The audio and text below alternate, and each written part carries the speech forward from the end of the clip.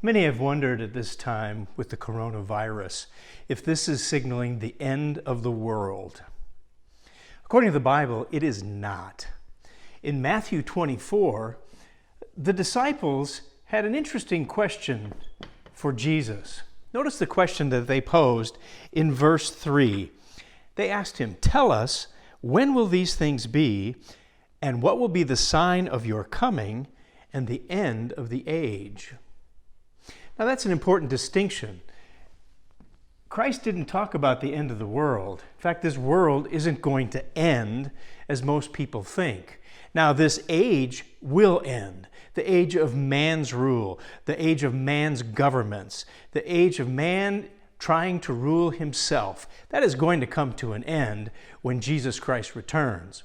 Now, in Matthew 24, it shows many things that need to happen before Jesus Christ returns. And it speaks of wars and rumors of wars and famines and pestilences and earthquakes. That identifies us with the four horsemen of Revelation. And those four horsemen have certainly been riding throughout time. And yet, even more fantastic events are predicted to occur in the future.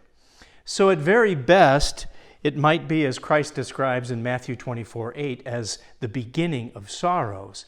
But this isn't the ultimate fourth horseman riding at this point, not at all. There are many other things that have to occur before Jesus Christ returns.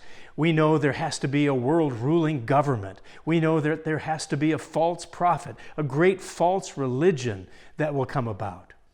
That hasn't happened as yet. And so we can take heart. And in fact, we should take stock as well and take to heart the fact of what Peter writes in 2 Peter chapter 3, verse 11. He talks about these various things that will be taking place.